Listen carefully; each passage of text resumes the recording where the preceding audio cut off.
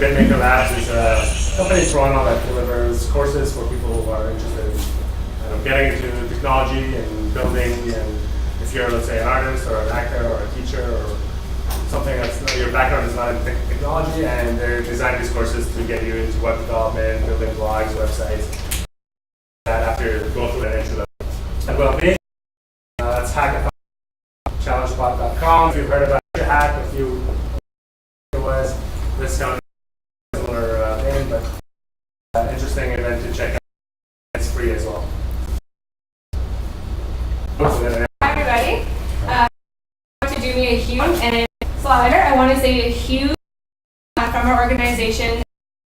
5 learners at summer camp thanks to the competition that just launched today. It's called the CST Inspire. We win the grand prize to make the majority of those workshops free. That means that over 1,000 girls across 15 cities in Canada will learn to code. But the grand prize is won by popular vote. So please head to bit.ly/voteglc and vote for Girls Learning Code. And you can vote every single day that the rounds are open. If you want to receive email notifications and reminders to vote, please head to the second link, which is bit.ly/voteglc list. So on behalf of the 1,000 girls that will learn to code, thank you so much. And thanks to the DevTO team as well. Alright, so I'm going to get started. I'm going to get started. We have the fast 5. So again, Brandon may show for the fast 5, and I'll put the slides up right now.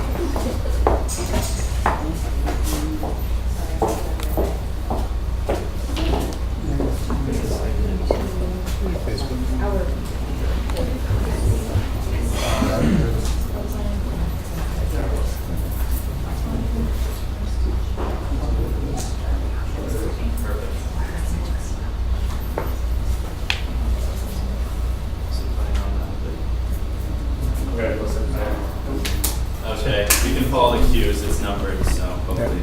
Hi everybody, my name is Glenn, I'm with Creative Niche, and we're a creative employment firm, in case you haven't heard of us. You can find us at creativeniche.com if you'd like to learn more, and we have a couple representatives here as well. Dorothy, Adele, and Gassia are in the back, if you'd like to speak with them afterwards. I will have to run off and vote and do my civic duty. But today I wanted to talk to you about a few quick tips for people that are currently freelancing but are looking to go permanent. So this is just really the tip of the iceberg and kind of a lead off and some discussion points, but hopefully it'll provide some value. So 5 things that you're going to want to do when you're considering going from freelance roles to a permanent role is, of course, first you're going to want to determine your salary. Now you can do this by taking your hourly rate, prorating it to a year by timesing it by 1,800 or 2,000 hours, depending on how many hours a week you work. And then you can have that number, but it's not really going to be that accurate because you have to consider the security and amenities of a full-time role. So with the full-time role, it may come with an overall dip in compensation, especially if you were billing out, say, 70 hours a week, obviously, when you freelance.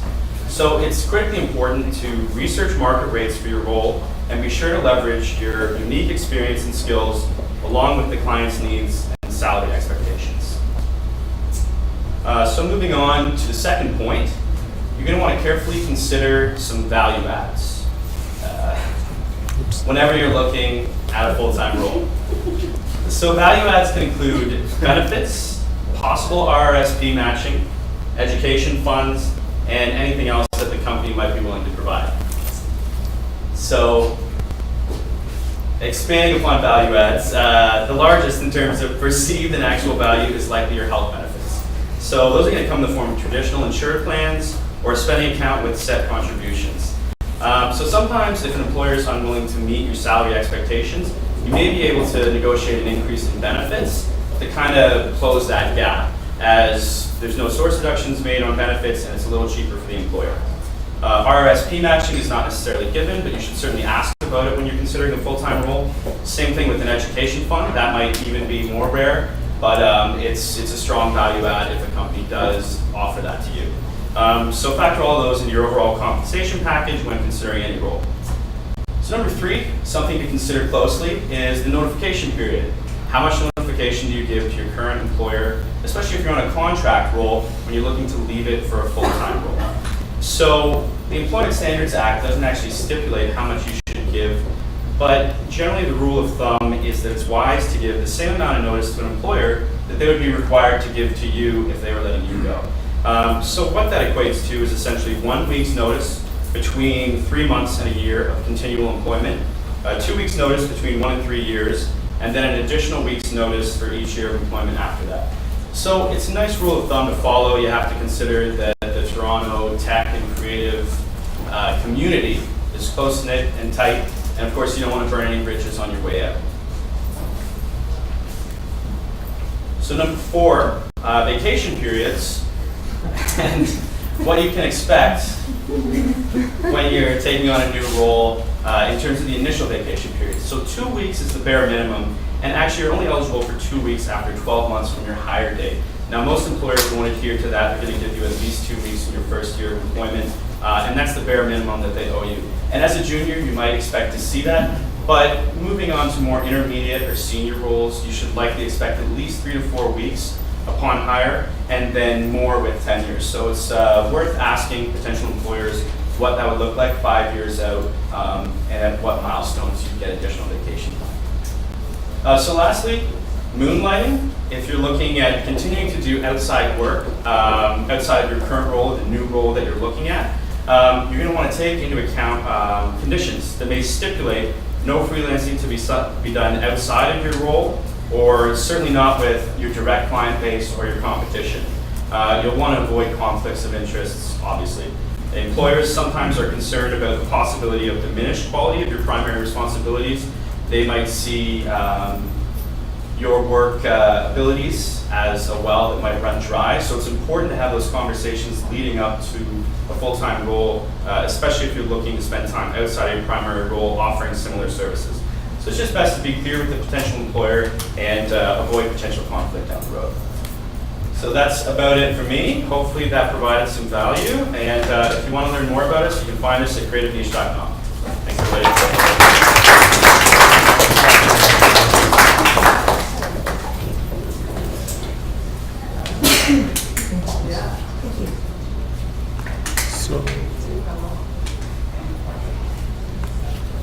Thank you, Creative Niche. So I'm going to have Kathleen start with her talk, but where's Creative Niche?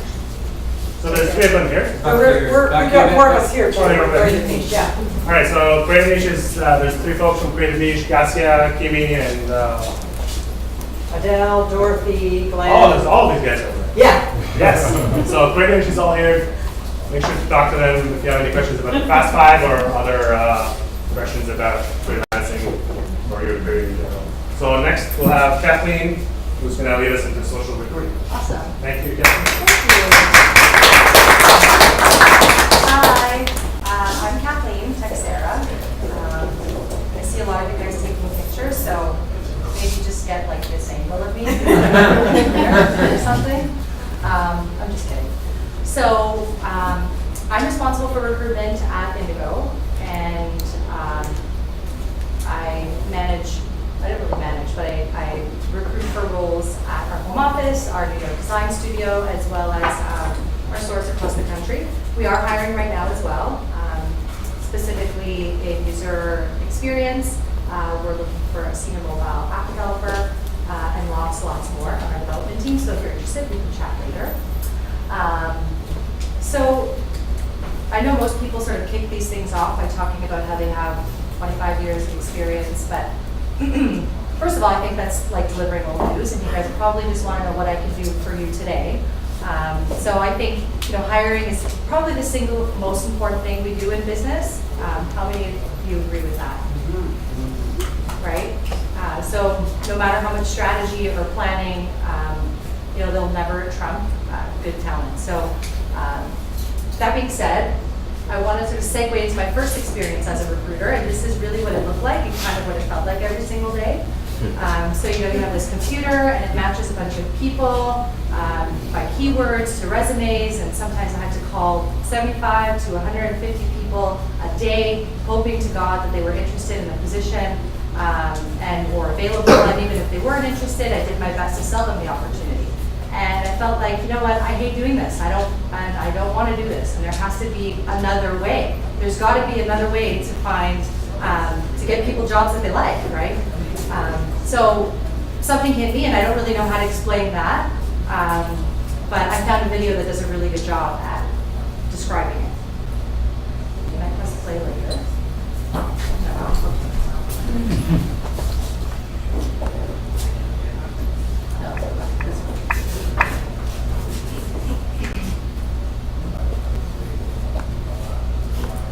Nope.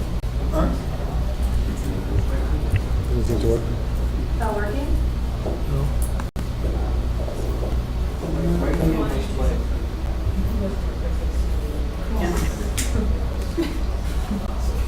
That's weird. No.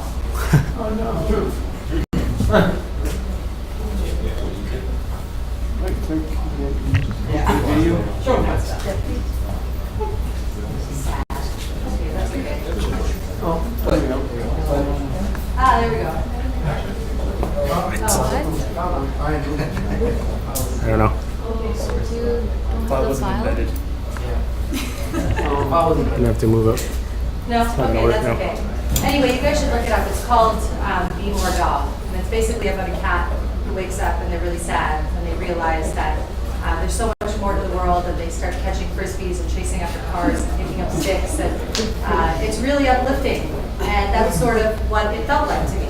So it sort of dawned on me that social media, is changing the way that we communicate, and inevitably has to be changing the way that we think about recruitment. And that's exactly what it did, right? It's transformed the way that we find people. So we're no longer just looking for talent. It's our job as hiring managers.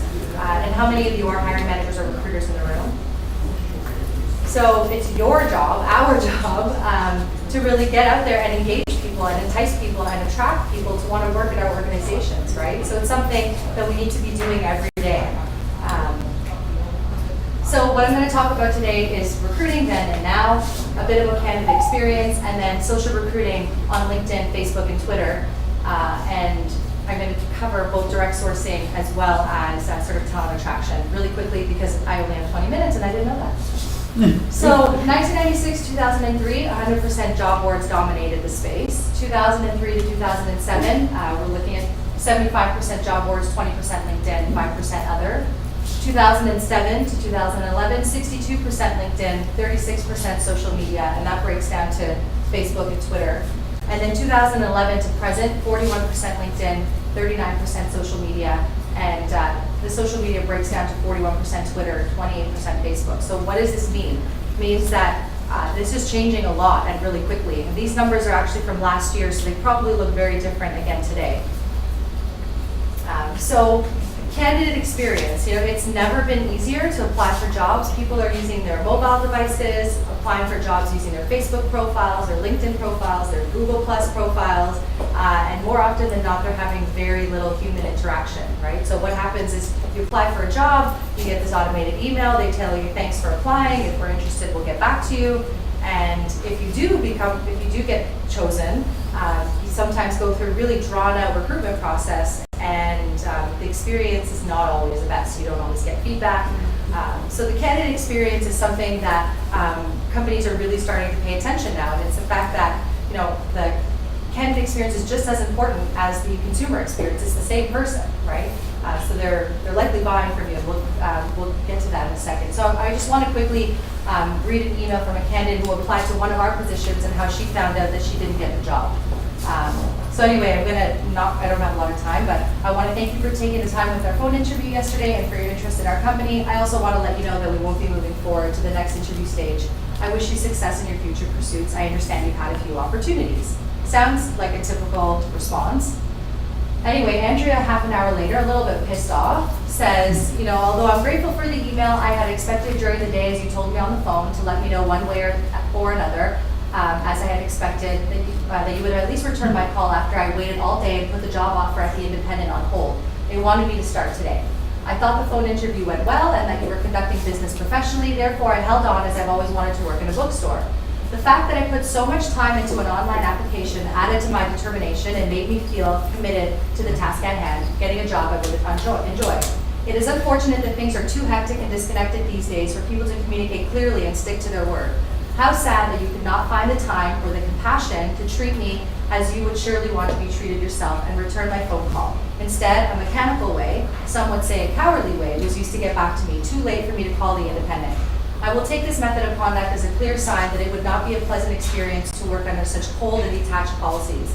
It is a shock, but not as a surprise, as I've been aware of what changes took place from a customer's perspective once Kohl's was overtaken, I guess, by Indigo.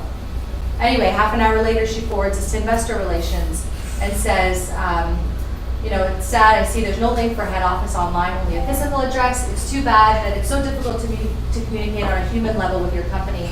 But after filling on online forms and a 75 questionnaire, I'm not surprised. I've chosen this contact as I feel I've been an investor in this company for most of my life with all the books I've purchased. And so I'm stunned at what takes place in order to apply for a job. And how it went for me that I will no longer be shopping at your stores. Only small independent bookstores with a human touch and consideration for fellow human beings will be my choice for buying. So, right? So, I mean, customer, right? So the customer is our candidate. The experience should really be the same. So apparently they are measuring candidate experience now, and that's the Candy Awards, run by a nonprofit organization. They're in their 4th year now. They've surveyed about 46,000 candidates and 96 North American companies. 59% of candidates said they had a connection to the company or to the brand before they even applied. So something to keep in mind. So 82% said that they would share a positive experience with their inner circle, and I'll get to what the inner circle means. 64% said they would share a negative experience with their inner circle.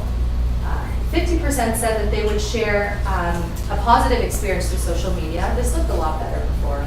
32% said that they would share a negative experience with social media. So 44% said my candidate experience would not impact my customer status. 24 said it was pretty good, I'll likely maintain my customer status. 23 said I had a great customer candidate experience and would definitely increase my purchase power. 9% said they had a negative customer experience and that they would no longer be a customer. So what does this all mean, right? It means people talk, and they talk a lot, right?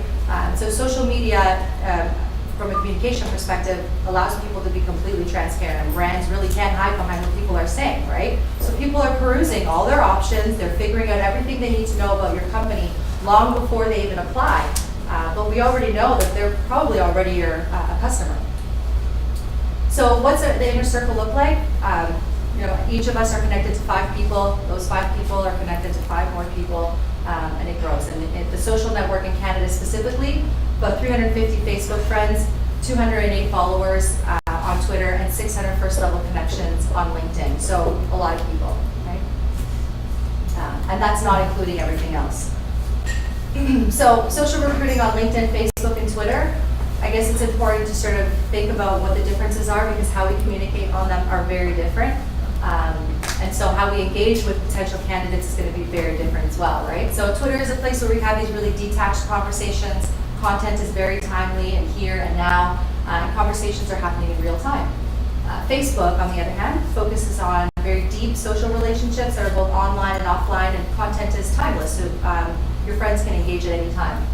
And then LinkedIn, a professional network that's being used at all stages of the hiring process. So where Facebook and Twitter are still really being used from a talent attraction perspective, LinkedIn is very much dominating at all stages of the recruitment funnel. So recruiting on LinkedIn, how you'll be successful: increasing your visibility, joining groups and following your competitors, sharing interesting and meaningful content, and then staying organized and saving profiles. So starting with I'm just flying through this, I'm sorry. There's a lot to cover and not a lot of time, so I hope you guys could follow. And if not, just raise your hand, let me know, and I'll chill out. So how many of you have seen this image here? Right, so there are different levels to attain sort of all-star status on LinkedIn. And the way that sort of LinkedIn's algorithm, the way that they display and show results is based on your profile completeness. So in order to reach 100% profile completeness, you have to have your industry and location, up-to-date current position with a description, 2 past positions, your education, at least 3 skills, a photo preferably where you're smiling and not your wedding picture, And other certifications. I don't guess. Well, actually use their wedding picture with their spouse. So how does LinkedIn display these results? Number one, profile completeness. So you're not going to be visible unless your profile is complete. People can't see you. You can't see the full extent of their networks. Connections in common, connections by degree, and then groups in common. And then finally, from an employer, what you choose to write in your LinkedIn summary is really what's going to separate you from other employers. So don't just use text. There's video. You probably have all kinds of YouTube clips, all sorts of stuff, right? So just get creative. Show people what it's really like to work at your company, because that's what they want to know, right? Not just some corporate mission statement, right? They actually want to know what it looks like behind closed doors. So making connections and sending personalized emails. Personalized emails is so important. We've got access to so much information on LinkedIn. You can research, what their past position is. Why are you messaging them? Do you have friends in common? So typically, I'll say something like, "Hey, I hope you don't mind my reaching out to you. We haven't met before, but I noticed that you work in so and so industry. I'd love to connect with you. If there's ever anything you need from me, let me know." But it's personal, and it's not just a blanket kind of message saying, "I have a job. Do you want to work for me?" Because people run away from that, right? It's they don't want to be sold to, whether it's an opportunity, like whatever it is, right? The conversation's got to be warm, I guess. And then searching for candidates. So instead of just plugging in random words into LinkedIn, how many of you are familiar with Boolean searches, right? All the recruiters in the room. So, doing Boolean searches within LinkedIn, so specific modifiers that'll help you find targeted, will help you find the candidates that you're looking for. So what I try to do is, so here's an example, right? User experience or UX designer. That's how I search in LinkedIn. I don't search any other way. I search by location, and it gives me a lot more results and better results. And then the other thing, if I try and run the exact same search on Google, but doing an in URL search, so site.ca LinkedIn, basically doing a search within LinkedIn, on Google within LinkedIn, the results are tremendous. So you practically don't even need a LinkedIn account, right? So it doesn't matter, your connections, all of that don't matter. I mean, that's a lot of results, and there are probably going to be a lot of false or positive results, and you've got to look through them. But the amount of people that you could find this way is it's incredible, really. Okay, and then joining groups and engaging in discussions. So this is the best way to get more eyeballs on your profile. So when you have the opportunity to connect join up to 50 groups, that's not something I would recommend. We just join a couple of groups that you're actually interested in. The ones that are the most popular with 100+ people in them, where people are engaging all the time, and you'll find that you'll get a ton of people just looking at your profile by engaging in conversation. And then sharing interesting and meaningful content, right? So this is a job posting, and I don't just use social media as a job board because it's the best way to alienate people. Like you don't walk into a networking event yelling, "Indigo is hiring, UX designer, #TO jobs, like apply here." You wouldn't do that, right, in person, because that's awkward. It's socially awkward, right? And so why do that online, right? So when I'm posting a job, I'm including Indigo so people can link back to the page and hopefully follow it. I'm including a short URL link, a really nice image, because we all know that people tend to engage more with visual content. Within 2 days, 17 likes, 4 comments, not bad, right, for a job posting. But then here's an example of something that came straight from our system. It was posted 18 days and not a single person engaged, right? There's nothing interesting about this, right? And then following other companies, because it's really interesting to know what your competitors are doing, right? If somebody's doing something really great, and not only that, it's basically a directory to all of their staff. So just by following them, I know everybody who works there. So why not? It just does the recruiting for me. And then organization. So once I find people, there are lots of free tools. Jeanette, see you. There are a lot of free tools that you can use on LinkedIn, so you don't need to have the paid service, right, a recruiter page. But just by saving people is the best way to pipeline them. So in the How Google Works book, they talk about how recruiting is like shaving, and if you miss one day, it shows. So the idea is that you should be recruiting every day. So you don't necessarily need somebody today, but you might need them tomorrow, right? And instead of always everything being sort of a fire and an emergency, you have them tucked away in a list of mobile developers. You can always just tap into them later. But if they're not there, you're always scrambling, right? And then measuring success. So a lot of ways to do this on LinkedIn, very basic ways. Number one, just tracking how many new followers you get, tracking how many new endorsements you get. But there's a new tool that just came out about 2 weeks ago on LinkedIn that allows you to see exactly where people are coming from when they viewed you on LinkedIn, so you know exactly where to focus your time. So if they've come from the mobile app, or they viewed you on a group discussion, or you sent them an in-mail, so it'll break that all down for you. Facebook. So Facebook is like referral program 2.0. I encourage everybody to tell their employees and their friends to just share the job postings on their Facebook page, right? So friends, family. So it's just encourage their employees to share their job postings on social media, right? They're on it anyway, so might as well. You can send messages about job postings to your fan pages, or to the fans following your page. Commenting on popular discussions and then linking back to your page or your job posting. Facebook graph search is like the best thing in the world. How many of you guys have used graph search for recruiting? You have?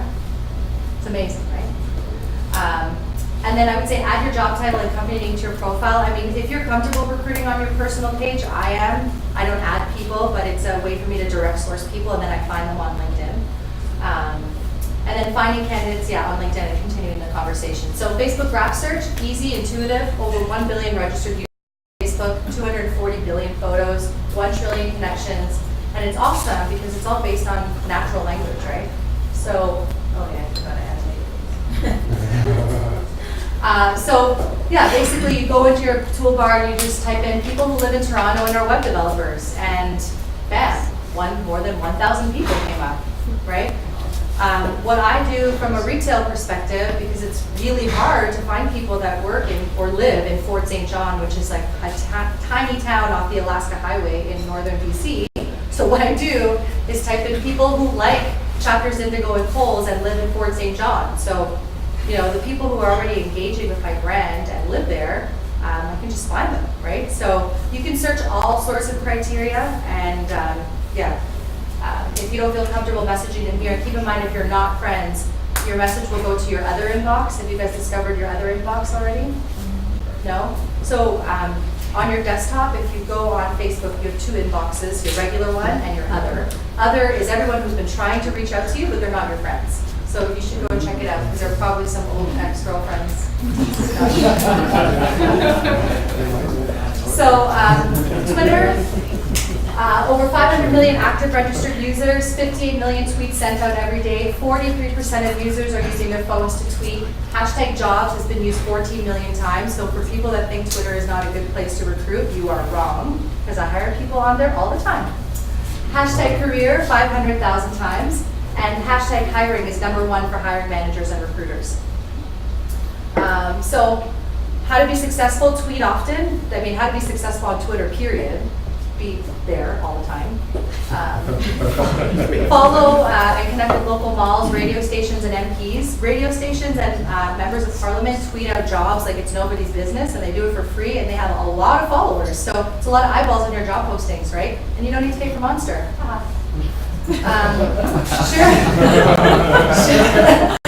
Share a mix of content. So again, just stay away from always posting job postings, because that's not very interesting, right? And retweet what other people have to say. I'm sure you guys know that. Hang on a second. I'm talking like a mile a minute. And then participating in Twitter chats. So there's some really good Twitter chats that happen in Toronto. We hired somebody on our digital team that I found off of hashtag SMM Measure, like that chat.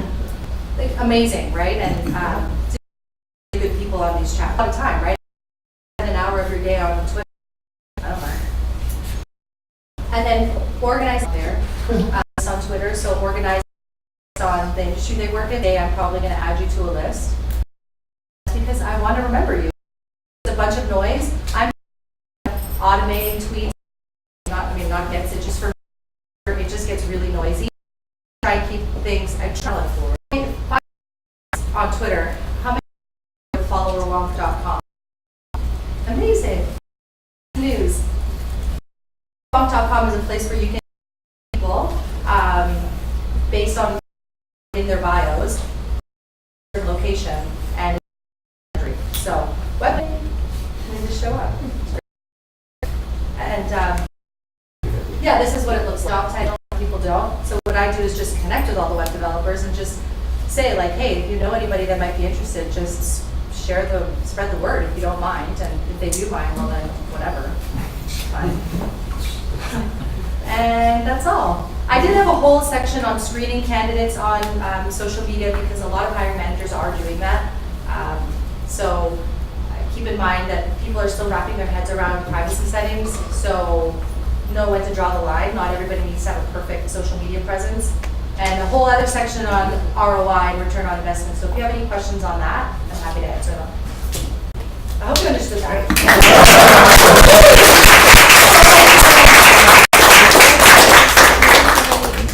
Yes, we can take one question and then we'll go on to the next talk. Any questions for Kathleen? Are these slides going to be online anymore? Yes. They are, yeah, or I can That's just it. send it to you. Great. All right, so thank you, Kathleen. Oh, we were just one question. Sorry, I thought I saw something fine. When you Googled for LinkedIn, did you specify which section you're searching for? So the titles, or would that pull up like any skill, any description? Yeah, you can do that. So what Okay. I did is I put current because that's the word just before someone's current title. Okay. So that's how Google sort of indexes their stuff. So use those words, right? So if you want to find skill, just use skill instead. Yeah, I can send you that link after. Thanks. Thank you.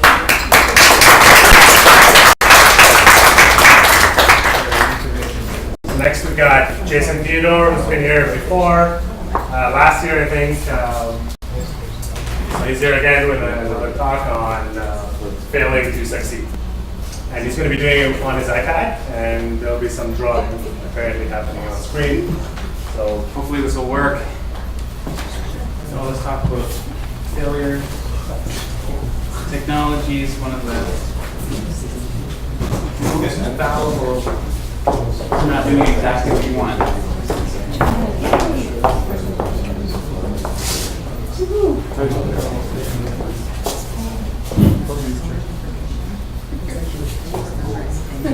All right, so the worst time to talk to anybody is right in between them and food. So I'm going to try to not go on and on too much and just dive right into it.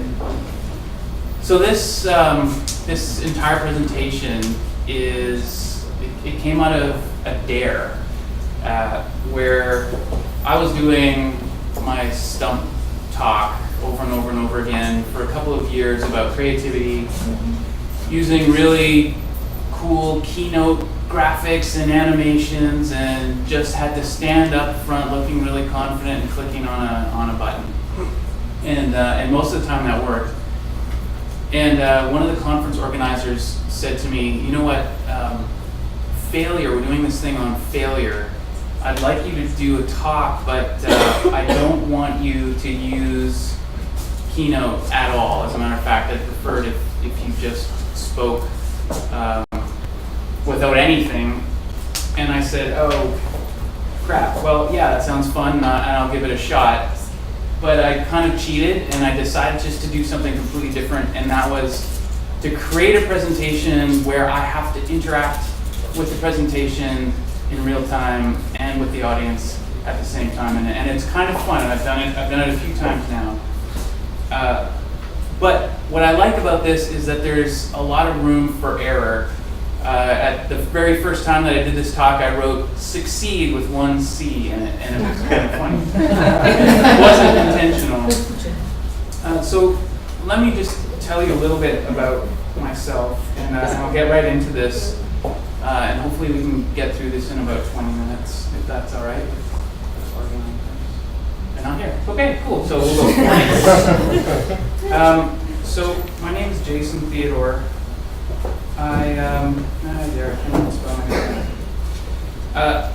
I've been a creative director in Toronto for about 16, 17 years now. Jason Theodor is short for JTED, which is my handle on Twitter and a couple of other things. The hashtag for this may as well be FailTO. Why not, right? For this conversation, or if you wanted to use fail or fail to succeed. Fail has so many things, you don't even want to go there.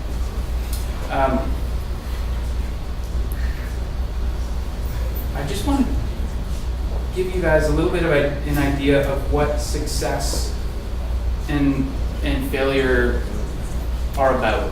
You think about success, and I had a conversation earlier today with Jen, actually, and it was, people don't talk a lot about their failures. They don't talk a lot about the things that happened before they were successful, and a lot of times we see people as just being successful overnight, or suddenly they're just doing an amazing job at something and we go, oh man, wow, I don't think I could ever do that kind of thing. And here's where I spelled it wrong the first time. Success, it's kind of like this bright light shining in your face. It's like, hey, I'm successful, I've done this great thing, and hopefully it's not a locomotive or a car coming at you, but it's a bright light. And when a bright light is shining in your face, you have a really difficult time seeing anything that actually lies behind it. And with any success,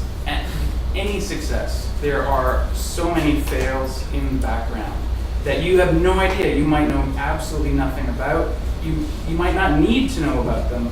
But the point is, someone that is successful without ever failing is somebody that will be able to teach you absolutely nothing. So it's funny because nobody wants to learn more from a failure intuitively, right? You could be 23rd in the world of 6-7 billion people at skeet shooting, and there aren't a bunch of reporters clamoring to talk to you at the Olympics. You came in 23rd. 23rd, well,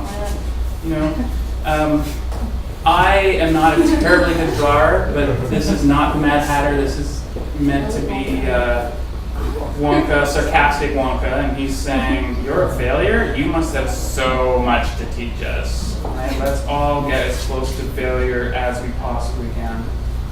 Not something that you generally think of as being important, or that you want to get too close to, almost like it's catching. If someone's failing, it's like, I might get a little bit of that failure on me. So before I did this talk, I thought I need to know a little bit more about failure, and I need to know a little bit more about success, because when I started this, I just made the assumption that success and failure were sort of these mutually exclusive things, or they were opposites to each other. I went to Amazon and to do some research, which I often go to strange places that collect a lot of data to just see if I can understand some things from a pop culture type of perspective. So I decided to just do a keyword search in their business and finance section on how many books were available for sale on using the keyword success. There were about 80,000 books out there on success. So I did the flip side of that, and I looked up failure, and the ratio was about 40 to 1. Now, those of you that are really good at math, I can't remember anymore, but it should 20,000 something. So instead of there being 80,000 books, it was a factor of 40 less. And then I thought, okay, that's not all I want to know. A 40 to 1 ratio is interesting, but if failure is becoming this topic, and you're gonna, I know that you've all heard, hey, fail fast and fail often. Why don't let's fail as quickly as we can and fail, get on the fail train and all that. Maybe you haven't really get on the fail train. I wanted to get an understanding of an increase in time. Like, is failure something that's become more popular? So I tried to peel back how many of the books on failure were written in 2014, how many in 2013, how many in 2012. So I sat there, because I'm not a programmer and I don't know how to build these things. I counted hundreds and hundreds of books that were based on failure from a particular year. And I only counted back to 2010, because my God, I've got other things to do. But I discovered that around a third of these books, these new books, have been written since 2010. About a third of the books on failure, which means that there's been a significant increase in interest over time. And now I've just realized I should have put Indigo on. I didn't. I could have used the Indigo solution.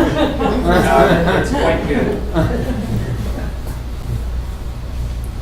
The thing that I realized after I did a bit more research and got a little deeper into this was, okay, failure, success, failure's getting more popular.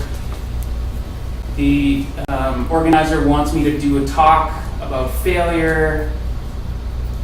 Why am I a subject matter expert about failure? And I started to feel really insecure. Why me? Why would he want me to talk about failure? Is there something that I did that was wrong that stands out? So I started feeling a little bit insecure, and then I realized that it's very true that failure is not something that we really, really want to associate ourselves with. I saw an article, I'm going to go back. I saw an article the other day on my Zeit. I don't know if any of you use Zeit. It's one of my favorite apps for reading stuff because just stuff comes to you that you like.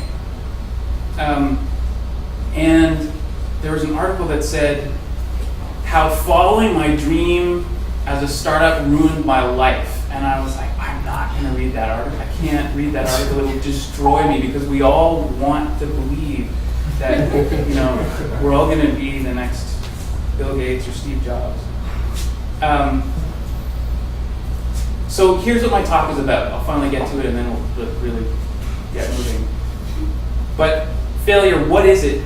Let's define it. Let's come up with an idea of what it actually means, what causes it, and what can we do about it? And this is all in very simplistic terms and observations. So hopefully you'll find some of it useful. So part one, success versus failure. One of the places that you go and look for inspiration and information is Amazon. And one of the places that I go and look for inspiration and wisdom, of course, is Star Wars.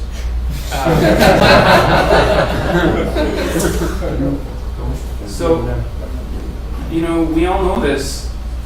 This is so much better if I have a mic because in a loud room, but do or do not. There is no try. That's hard to do loud. Kudos to Jim Henson and his group. But do or do not. So Yoda is someone that comes from,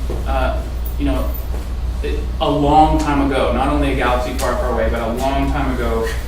And it's an old idea, as you'll see, that this binary concept that we have failure and we have success. And success, what it used to mean back in the day was an outcome of an undertaking, and that meant any outcome. All right, it didn't mean that it had to be the outcome you wanted. It meant that if things moved forward, if there was a next step, if there was a succession of kings, that was a success. The next thing happened. Success just meant the next thing happened. So a successful voyage that ended in its ultimate destruction and the crew dying on the rocks, that was a successful voyage. It left the pier. We don't think about success that way anymore at all. And failure, consequently, was about the lack of an outcome or a non-occurrence, a failure to launch, something that didn't happen. So failure essentially meant that nothing started. So this is how we generally used to consider failure. Failure was if you didn't get past start. It was just if you didn't actually get off your ass and try. That was a fail, absolute fail. A success was basically anything after that point, right? So success was everything else. Basically, any attempt, it didn't matter, the next thing happened. Hooray for you, you did a great job. We've totally changed that now. We've completely altered our concept of what success means, and this is interesting.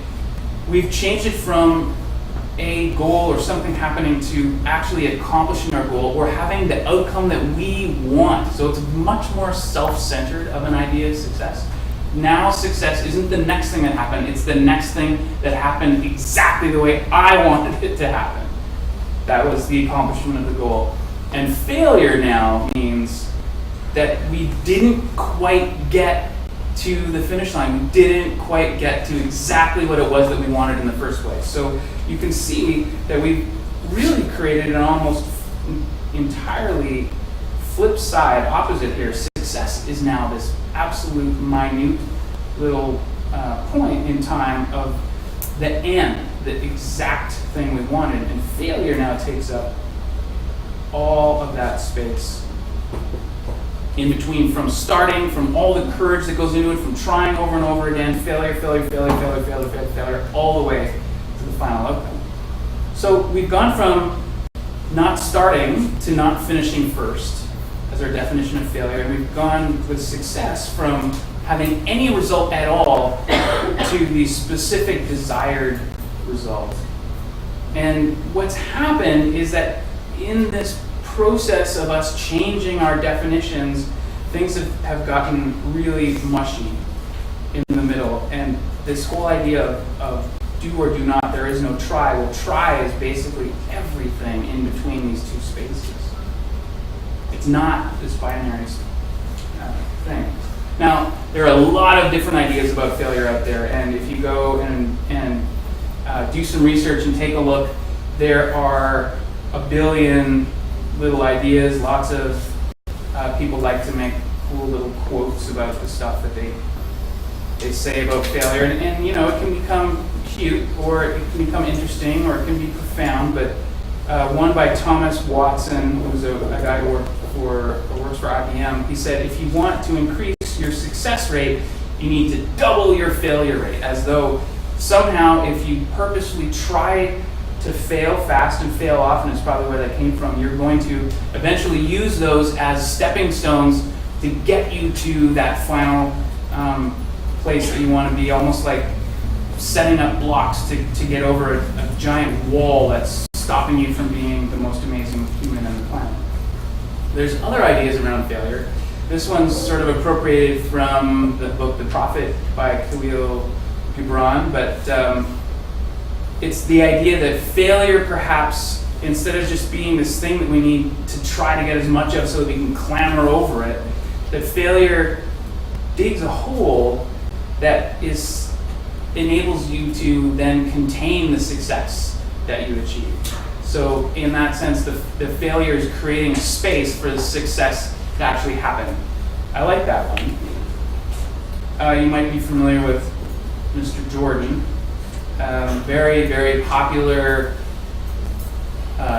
saying of his, Michael Jordan's, was this idea that he's failed over and over and over again in his life. And that is why he succeeds. It's because he tried. It's because he missed 9,000 shots. How many shots did he have to miss? He kept trying. He missed more shots than anyone else because he threw more shots, because he tried more than anyone else at the time. So it gives you an idea of where failure sort of sits right now in the modern psyche as this tiny thing that we have to obtain, and failure is everything that exists in between. So what are the types of failure? And when we think about types of failure, we usually think in terms of scale. We think of how epic a failure was, or how big, or how much we just totally screwed something up. It was the biggest thing that we'd ever done. Or maybe it was just a small inconvenience. I forgot my car keys, or I had a little accident. That sounds weird. But failure and accidents and things can happen at different scales at any point in time. And I like to ask the audience, what are things that can go wrong when you're speaking in front of an audience? And maybe some of you can just throw out a couple examples. Just sweaty armpits. Sweaty armpits. Wear a suit. That's a suit jacket. Video won't play. Your video won't play. All of a sudden, What happened to me one time was 45 minutes of technical failure to a crowd. I had 1 hour to talk. It was 45 minutes of the computer not connecting. And then I had to blow through everything. The people that were left, the 3 people that were left, because they were asleep, saw their my whole talk in 15 minutes. So it's brutal. It can be brutal. Anything else? Despondent audience.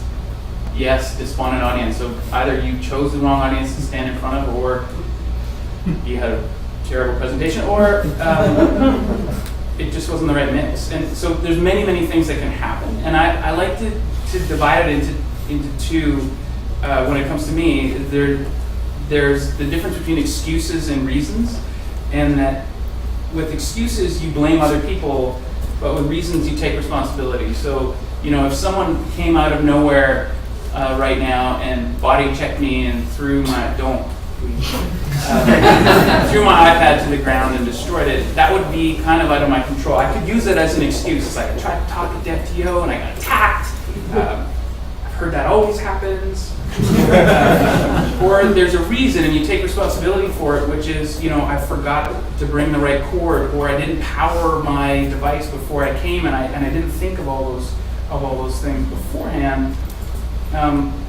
Really, it comes down to 2 types or 2 causes of failure. And the first one, sadly, is you. And I don't mean you or you, I mean yourself.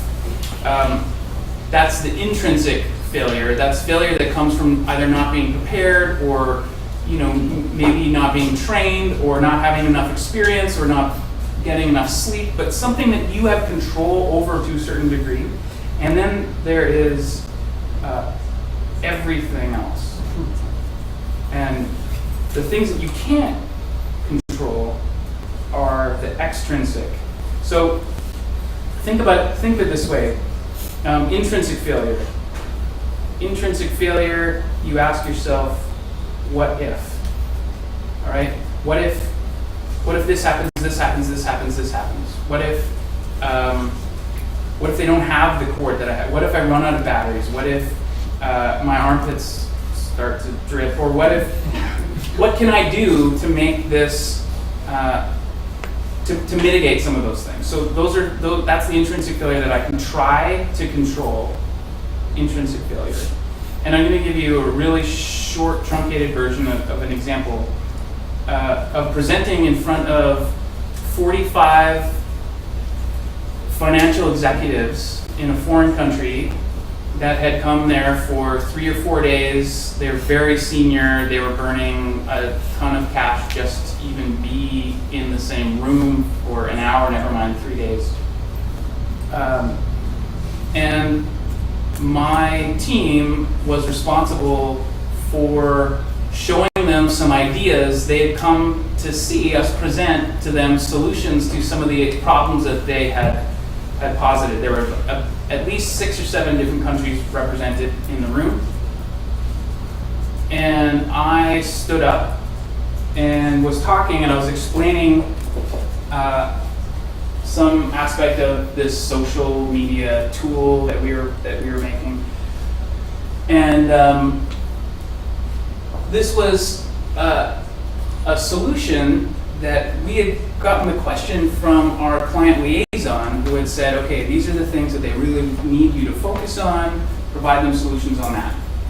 So I'm providing what I think is a brilliant solution to this problem. It wasn't quite this brilliant, but in the middle of my talking about it, a man in the audience said, wait a second, to me, interrupted this whole beautiful flow and said, that's not what we asked for. That's not what we need. That's not what we want. And I said, oh, well, and then another guy said, yeah, that isn't even close to what we want. And then another guy actually stood out of his chair, stood up, and pointed at me and said, why did you do this? Why are you doing this completely the wrong way? And I looked at our client liaison, who's sitting right about there, and I just, I gave him this look that I thought communicated, this is your moment to basically rest to say, all right, like, sorry, we asked him to do this, but at the same time, his wheels were turning and he's going, do I want to stay in good with my colleagues or do I want to stay in good with the agency? Which one would be more beneficial to my life? And he decided, unfortunately, to say, yeah, why did you decide to go that way? That wasn't what we had agreed on. And then the place went crazy. And it was about this, it seemed like this many people were all standing and shouting at me, standing alone in the stage in a foreign country, in a strange hotel, thinking that I was going to get attacked for real. And it was going to be all over. What happened was our wonderful planner stood up and came in between me and the audience while all this chaos was happening and said, everybody, we did it wrong, took total responsibility. He said, this is what we're going to do, and he created a plan. And he said, we're going to break up into groups, we're going to break up into teams, we're not going to waste it your entire time. What we're going to do is, you guys, 5 of you guys are going to go with one of our team here, and 5 of you guys are going to go with one of our team here. We're going to discuss everything. We're going to go from top to bottom, soup to nuts, every single thing that you wanted to cover, and we're going to capture it all and we're going to get it all down. And that's what we did for the entire afternoon. Then we took all that material back to the hotel, and the team stayed up till like 3 or 4 in the morning, and we rearranged it, and we set up brand new objectives, new ideas, et cetera, et cetera. The next morning we presented those, and everyone was like, wow, that's cool. This is great. This is like the best thing I've ever seen. And we were like very, very tired and dead from that. But the point is that sometimes you have to you have to dive. Yes. So you have to have these epic failures because you actually learn something. Because now if a crowd turns on me, I know I don't know how to handle it.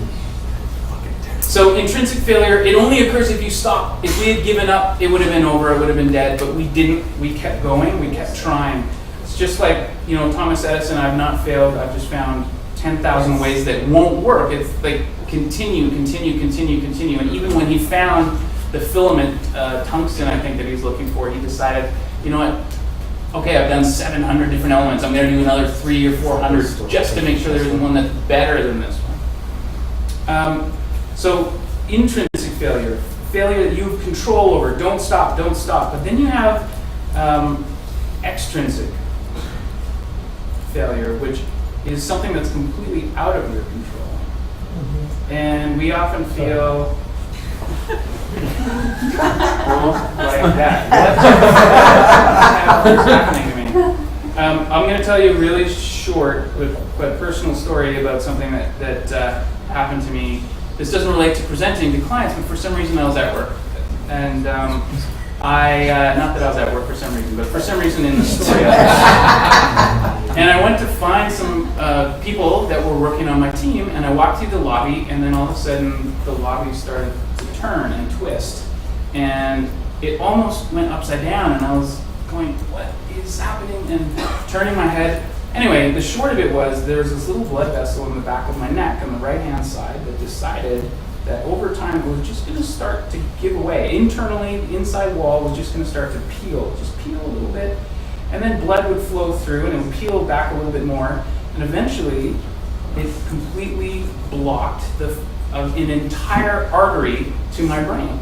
And of course, that causes some problems. There were some blood clotting that happened and enough pressure, and then suddenly it went pow. And I had not been feeling great, but I thought I'd been traveling, and maybe I was just feeling a little shot, jet lag. And what happened to me in that moment was a vertebral artery dissection, which is the tear, and what they call an ischemic stroke. And it was like snap, and my entire life changed at that tiny, tiny little moment. Completely something that I couldn't have foreseen. They don't know why. They'll never know why. I'll never know exactly why it happened. I'll never know if it was congenital or if it was from some damage. But usually, if you get pounded in the back of the head, you remember that's happened unless it causes amnesia. And as far as I know, that had never happened to me. You're here now. That's But important. I am. And what I like to say to that is that what doesn't kill you, maybe it makes you stronger, maybe it makes you stranger, maybe it makes you But what came from this was a letting go of the idea that sometimes you can't control everything, and sometimes the things that matter is the letting go and the learning from the failure and letting it be a failure. So I read this quote from the Dalai Lama just the other day. Dalai Lama, I don't know why, but basically the Dalai Lama was talking about people being worried all the time, being anxious, and why is everyone always so stressed out and so anxious about everything? And he gave this amazing little quote where he just said, just ask yourself this one question. So I've sort of set it up like a flow chart here, but you ask yourself, can I do anything about this? Is this something I can do? Is this an intrinsic failure, or is there something I can do about it? And if the answer is yes, then you say, great, go do that then, and stop worrying about it. That's awesome. You can do something about it. Go do it. That's great. If the answer is no, I can't do anything about this, then you say, well, that's too bad, or that's unfortunate. You can't do anything about it, so stop freaking worrying about it. You don't have to continue to be anxious and make that failure last forever. You can move on from it. So what do you do after a fail? Let's go through this really quickly. The opposite of success is not failure. The opposite of success is actually learning. We talked before about, do you want to talk to or get mentored from someone that has only had successes in their life? What are you going to learn from them? Nothing at all. You don't want to become a success addict. You don't want to think that the only thing that matters is success. That takes out learning, that takes out play, experimentation, and iterations. You don't want to be addicted to just that one thing. You want to fail with your eyes open, though, because that's what allows learning to actually occur. You don't need to be afraid all the time. Don't worry. If you can't do anything about it, fine. If you can, then go do it. You instead want to be aware of failure. You want it to be something that you're conscious of, where you're present. So don't throw your failures out. Don't pretend that they didn't happen. And don't look away from them. Accept them. Learn from them. Build up an immunity. So it's like exposure to things that are hard, or exposure to things that are difficult, like, say, having the flu allows you to become a stronger or stranger person. So build up an immunity to failure by exposing yourself to it, not on purpose. And don't just focus on the destination, because there's all this stuff that happens in here that you're going to miss out on. If you're not paying attention to the present, you're not going to learn anything either. If you're just thinking about, well, I can't wait till I'm rich and old, I don't know. But the flip side of that is, don't become a failure junkie. Don't think that that failure is something that you want to aspire to or want to try to do more of. I think that that's also wrong. I don't think that we need to glorify it or mythologize it or worship it. We don't need to join the fail club.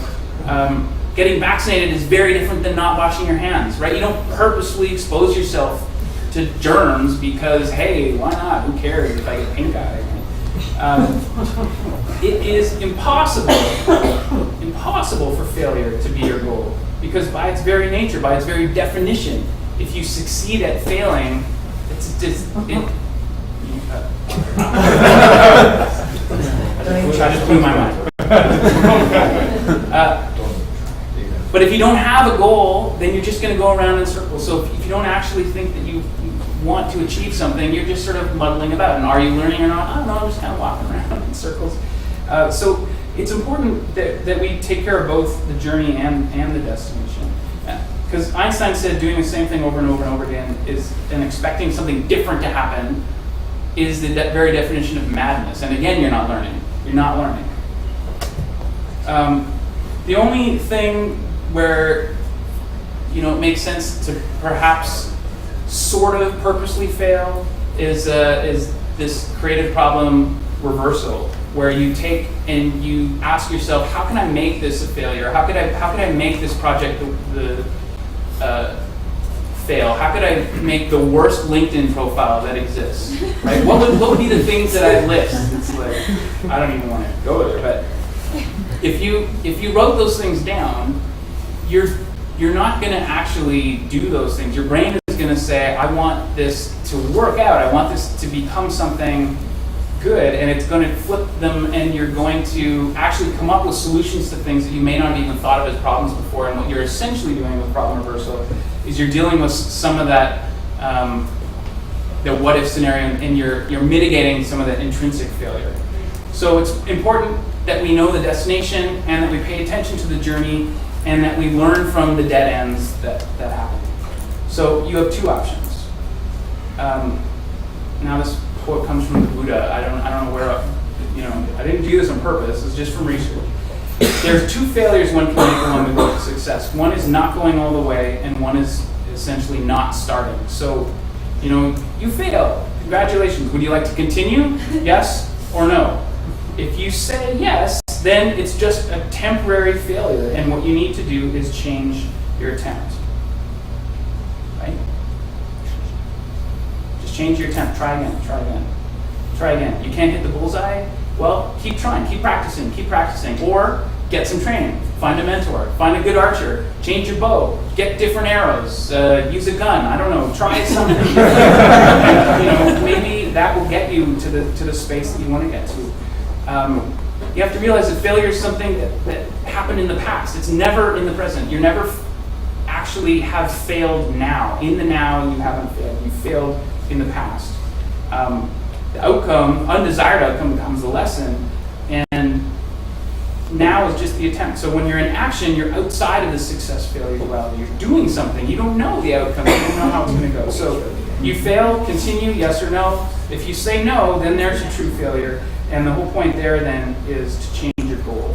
So when I had the stroke, I had to change my goal. I had to say, well, instead of worrying about delivering these banner ads to the client, I'm going to worry about getting my memory back and being able to walk properly. Little things like that. But you change your goal. So if you can't hit the bullseye in that scenario and you keep failing, and you decide to stop, well, fuck it, baby, you just move the target, Change your goal. Decide that you're going to do something else. If my arrows are always going left, if I put the target over there, I'm going to hit a dead center. So you have to decide whether you're going to change your attempt or change your goal. So in conclusion, we've understood that failure has taken us from not starting something to not finishing first. That success has moved in through time from just a result to a desired specific result. And we understand now that our old definition and new definition sort of create this mushy middle where you cause intrinsic failure and everything else or something else causes extrinsic failure. But those are really only those two options. So don't be a success addict. Don't be a failure junkie. Instead, learn. And after a fail, continue, change your attempt, change your goal, and fail to succeed. That's it. That's my topic.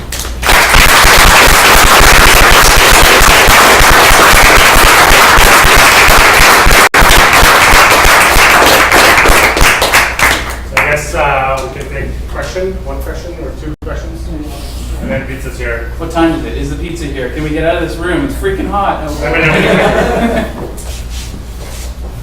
Alright, so Jason is around, I guess. So you can ask him then. Pizza's here. We're going to have just, before you go, Jason, JP has a quick announcement about something coming up this weekend. JP's our videographer here at DevTO, so we'll let JP do that. I will put up the tweet that you need to put out to win advice. So this weekend, instead of developing all the software stuff, there's the Toronto Audio and Video Entertainment Show. So for anyone who's interested in tech and gadgets and TVs and Google Glass, Oculus Rift, 3D printers, all that stuff, it'll be there at the Sheridan Center right across from City Hall. The website will be Teixeira.com, and DevTO will send out some info as well. You can talk to me. I'll be doing a presentation on home automation stuff.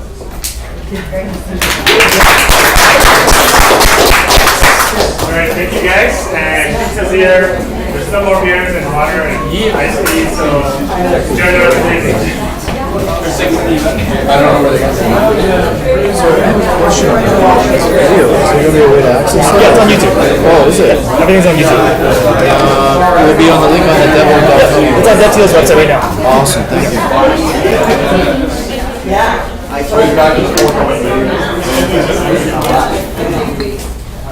Way too close.